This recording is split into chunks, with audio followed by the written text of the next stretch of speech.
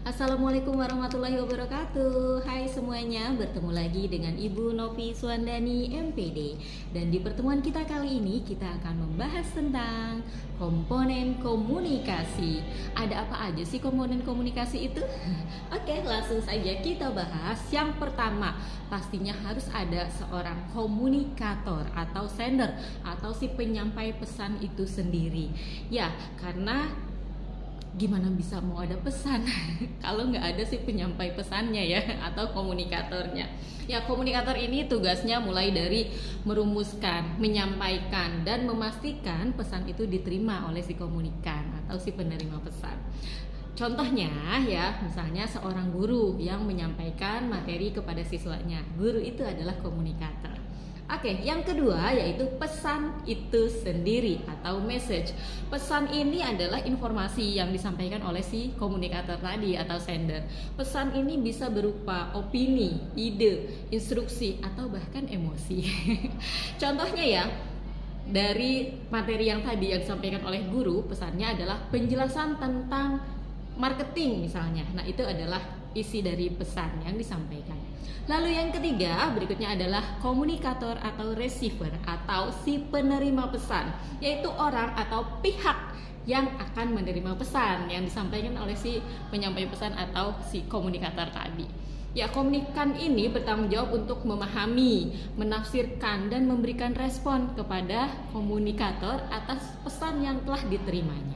Contohnya adalah siswa tadi nih yang mendengarkan penjelasan guru ya. Siswa itu disebut sebagai komunikan atau si penerima pesan atau receiver. Lalu berikutnya yang keempat adalah media atau saluran atau channel. Ya, media ini adalah sarana atau cara yang digunakan untuk menyampaikan pesan dari komunikator kepada komunikan. Media ini bisa berupa suara atau verbal, bisa juga tulisan, atau bisa juga visual dan juga teknologi. Contohnya, pesan bisa juga disampaikan melalui telepon, bisa juga email atau bertatap muka langsung, atau bisa juga seperti ini misalnya kita menggunakan media. Lalu yang kelima adalah umpan balik atau feedback. Nah, respon atau tanggapan dari komunikan atau pesan yang diterima itu namanya umpan balik. Jadi tadi siswa memberikan umpan balik kepada gurunya misalnya dengan cara dia bertanya gitu kan. Itu sudah termasuk umpan balik. Atau bisa juga memberikan respon bahwa siswa tersebut sudah mengerti akan penjelasan dari guru tersebut. Lalu berikutnya yang keenam adalah konteks atau konsep. Ya, situasi atau latar belakang di mana komunikasi itu terjadi. Konteks ini mencakup faktor lingkungan, budaya, waktu, tempat yang memengaruhi jalannya komunikasi. Contohnya nih, misalnya seminar formal itu memiliki konteks yang berbeda dibandingkan dengan percakapan santai di kafe gitu misalnya.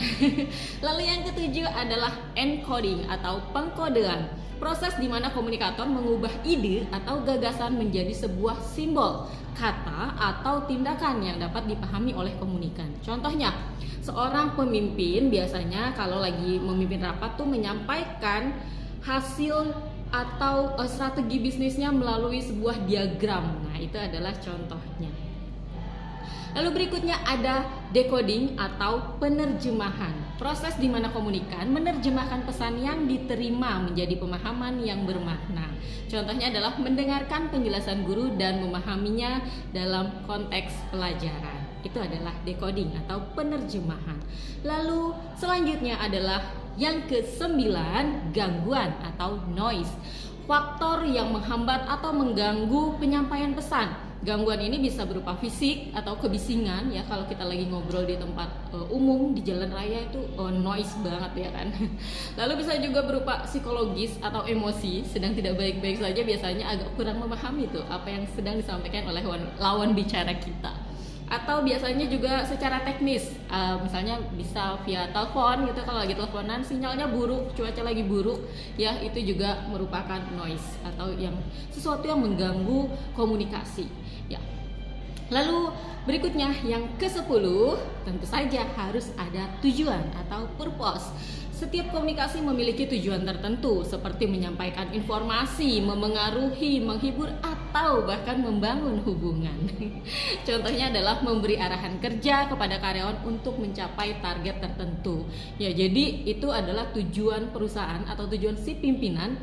Kenapa dia harus berkomunikasi sama bawahannya supaya targetnya tuh sampai gitu, tercapai gitu kan.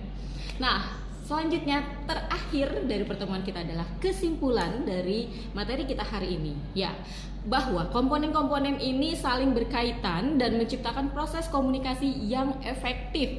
Memahami dan mengelola setiap komponen dapat membantu memastikan bahwa pesan disampaikan dengan jelas dan diterima dengan baik oleh pihak lain. So, ke-10 komponen komunikasi tersebut sangatlah penting supaya komunikasinya efektif dan tujuannya tercapai. Sampai di sini pertemuan kita kali ini. Terima kasih. Wassalamualaikum warahmatullahi wabarakatuh.